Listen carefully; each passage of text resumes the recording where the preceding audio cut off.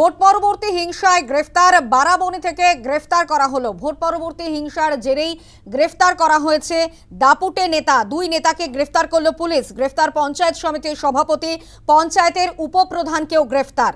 আদালতে তোলার সময় চোর স্লোগান নেতাদের লক্ষ্য করে চটি জুতো ছোড়া হয়। পরিস্থিতি নিয়ন্ত্রণে আনতে পুলিশ কেন্দ্রীয় বাহিনী।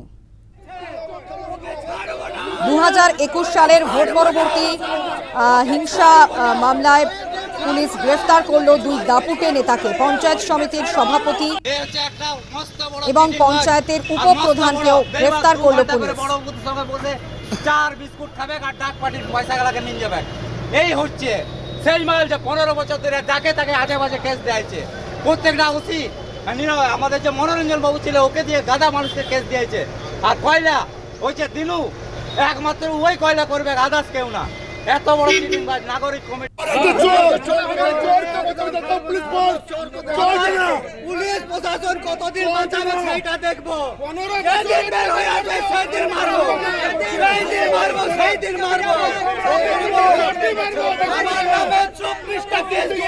যে ছবি আপনাদের সামনে আমরা দেখাচ্ছি যে দিকে দিকে গ্রেফতারি, ভোট পরবর্তী হিংসায় গ্রেফতারির সংখ্যা বাড়ছে।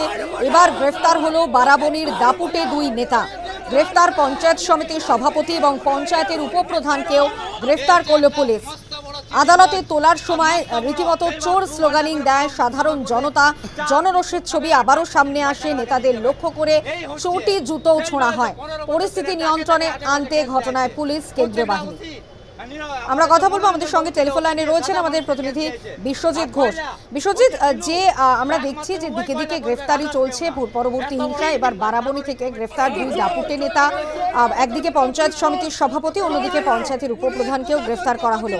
জনরোষের ছবি আবারও সামনে এসছে। নেতাদের লক্ষ্য করে চটি জুতো এমনকি নিক্ষেপ করা হয়। পরিস্থিতি নিয়ন্ত্রণে আনতে পুলিশ আসে।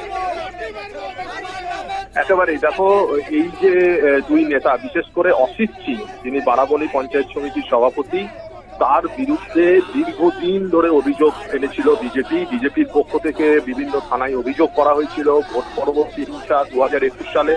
এবং তারপর থেকে বিভিন্ন সময়ে বিজেপি কর্মীদের উপরে অত্যাচার, সন্ত্রাস নামিয়ে নিয়ে আসা, এলাকায় তোলাবাজি, সিন্ডিকেট করে সেখানে অবৈধ কার্যকলাপে যুক্ত থাকা, সব বিষয়ে কিন্তু এই অসিত সিং এর বিরুদ্ধে অভিযোগ। এবং তার ভাই বিশ্বজিৎ সিং এও এই ধরনের একই দোষী। এবং এই বিশ্বজিৎ সিং পানুরিয়া গ্রাম পঞ্চায়েতের উপপ্রধান, অন্যদিকে পঞ্চায়েত সমিতির সভাপতি এই অসিত সিং, এবং পাশাপাশি ব্লকের সভাপতি ছিলেন তৃণমূল কংগ্রেসের বারাবণীর সভাপতি। এবং এখানে যিনি বিধায়ক ছিলেন আগে, বিধান উপাধ্যায়, তার সব থেকে ঘনিষ্ঠ ব্যক্তি ছিলেন এই অসিত সিং। এবং তার বিরুদ্ধে অভিযোগ ছিল এবং তাকে বারাবণী থানার পুলিশ বেশ কিছুদিন ধরেই খুঁজছিল।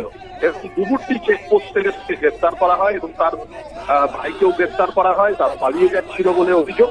এবং আজকে হীরাপুর থানায় তাদের রাখা হয়েছিল এবং সেখান থেকে যখন আসানসোল আদালতে নিয়ে আসা হয়, আসানসোল আদালতের চত্বরে বিজেপি কর্মী সমর্থকেরা তারা বিক্ষোভ এবং তাকে ঘিরে বিক্ষোভ দেখায়। এই তৃণমূল নেতাদের ঘিরে প্রচন্ড বিক্ষোভ দেখায়, চোর চোর স্লোগান ওঠে এবং যথেষ্ট একটা উত্তেজনাকর পরিস্থিতি তৈরি হয়। কোন রকমের পরিস্থিতি সামাল দেয় পুলিশ এবং তাদের দুজনকে কোন রকমের আদালত কক্ষে ঢুকিয়ে দেওয়া হয়। পুলিশের যা বক্তব্য, যেভাবে অভিযোগ এসছে সেই অভিযোগের ভিত্তিতেই পুলিশ তাদের তদন্তে এগিয়ে নিয়ে যাচ্ছে এবং সেই মামলা চলবে বলে পুলিশের পক্ষ থেকে জানানো হয়েছে। এবং তাকে এই দুজনকেই হেফাজতে নিয়ে তারা আরো জিজ্ঞাসাবাদ করতে চাইছে। ধন্যবাদ বিশ্বজিৎ।